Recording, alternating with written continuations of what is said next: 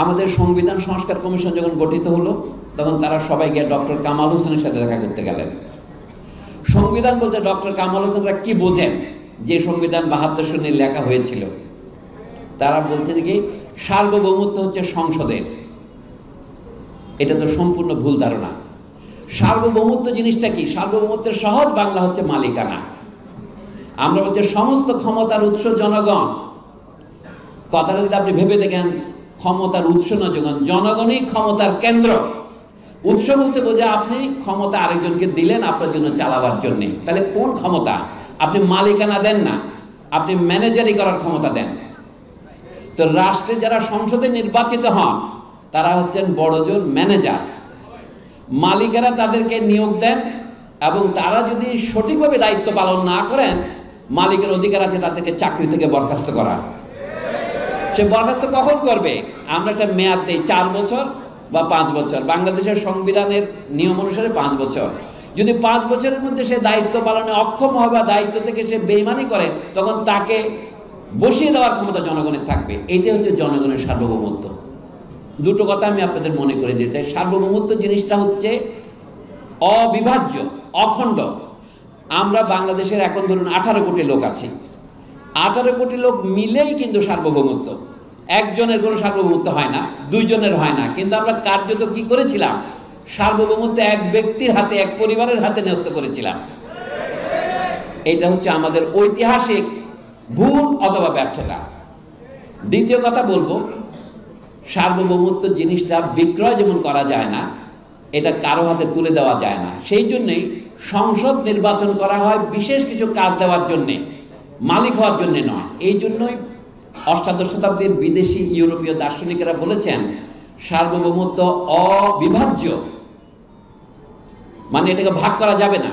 এমন নয় যে বাংলাদেশকে দুভাগে ভাগ করার কথা হচ্ছে। 18 কোটি লোকের মধ্যে 17 কোটি একদিকে আর 1 কোটি একদিকে, এটা সার্বভৌমত্বের কথা হবে না। সার্বভৌমত্ব জিনিসটা একজনের হাত থেকে আরেকজনের হাতে তুলে দেওয়া যায় না। যেটা তুলে দেওয়া যায় সেটা হলো নির্দিষ্টকালীন শাসনের ভার। এই কথাটা যদি আমরা মনে রাখি, আমাদের মনে রাখতে হবে। কারণ আমার বন্ধু সারোয়ার তুষার কিছুক্ষণ আগে যে কথাটা আপনাদের বলছিলেন, আমাদের যেটা দরকার বাংলাদেশের মূল আইন, যেটা না হলে বাংলাদেশ গঠিত হয় না। ঘটনাটা ঘটে গেছে 1971 সনে। আমরা সংবিধান লিখে মুক্তিযুদ্ধ পরিচালনা করেছিলাম না। মুক্তিযুদ্ধ পরিচালনা করার পর সংবিধান লেখার দায়িত্ব বা ক্ষমতা আমাদের এসেছিল, সেটার আমরা অপব্যবহার করেছি। আমরা এমন একটা উদাহরণ দিই আপনাদেরকে সংবিধানের সম্পর্কে। আমাদের জিজ্ঞেস, বর্তমান যে 72 সনের যে সংবিধান লিখিত হয়েছিল, যেটা এখন অজ্ঞান অবস্থায় আছে, এটার মূল সমস্যাটা যদি আপনারা লক্ষ্য করেন, একটা যে কোনো স্কুলের ছাত্র এটা বুঝতে পারবে। এই সংবিধানের 2টা ভাগ। একটা হচ্ছে জনগণের অধিকার, সেটা প্রস্তাবনা আকারে আছে, রাষ্ট্র পরিচালনার মূলনীতি আকারে আছে এবং মৌলিক অধিকার নামে আছে। এর 3 ভাগ আছে। সেই কথা আমি একটু পরে আসছি। সংবিধানের বাকি যে 3 ভাগ দিলে আর কয় থাকে? আর 8 ভাগ। সেগুলির মধ্যে প্রথমে আছে আমলাতন্ত্রের শাসন, যেটার ভদ্র নাম দিয়েছে নির্বাহী বিভাগ। প্রধান আমলাকে প্রধানমন্ত্রী, প্রধান আমলাকে রাষ্ট্রপতি।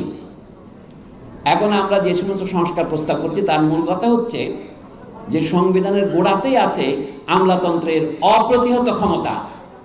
জনগণের নির্বাচিত প্রতিনিধি যারা আইন প্রণয়ন করবেন তাদের ক্ষমতা তারপরে দেওয়া হয়েছে।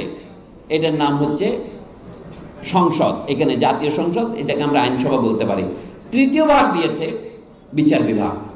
আর বাকিগুলোর কথা না বললেও চলবে, এগুলো সংবিধানে না থাকলেও চলতো, এগুলো অন্য আইনও হতে পারতো। এখন আমরা নতুন যে সংস্কার প্রস্তাবের কথা বাজারে শুনতে পাচ্ছি, আপনাদের নিয়োজিত নির্বাচন কমিশন যে তর্কগুলো দিয়েছেন নির্বাচন পদ্ধতির সময়, কিন্তু সংবিধান সংস্কার কমিশন যেগুলি বলছেন আমি সেগুলির কথাই বলছি, যে বিচার বিভাগকে স্বাধীন করতে হবে। কিন্তু আপনাকে তো আগে আইনসভাকে কর্তৃত্ব দিতে হবে, তার অধীনে স্থাপন করতে হবে সরকার এবং শাসন বিভাগকে, আমলাতন্ত্রকে। এবং তার উপরে যদি আপনি বলেন একটা সার্বক্ষণিক সাংবিধানিক কাউন্সিল তৈরি করবেন, এগুলি কিন্তু মূল সমস্যাকে বুঝতে না পারার ক্ষমতা। আপনি বুঝতে পারছেন না, সেটাই ক্ষমতা আকারে প্রকাশ করছেন যে সার্বক্ষণিক একটা রাষ্ট্রের 3 বিভাগের লোক নিয়ে আমি একটা সাংবিধানিক কাউন্সিল করব, তারা সর্বক্ষণ রাষ্ট্রের মধ্যে সরকার না থাকলেও পাহারা দেবে। আমাকে আসল কথা বলতে, যে জনগণ সার্বভৌমত্বের অধিকারী বা মালিক, তারা যদি সর্বক্ষণ ক্ষমতায় থাকে তাহলে তাদের প্রথম ভোটে যারা নির্বাচিত হবেন তারা হচ্ছেন আইনসভা।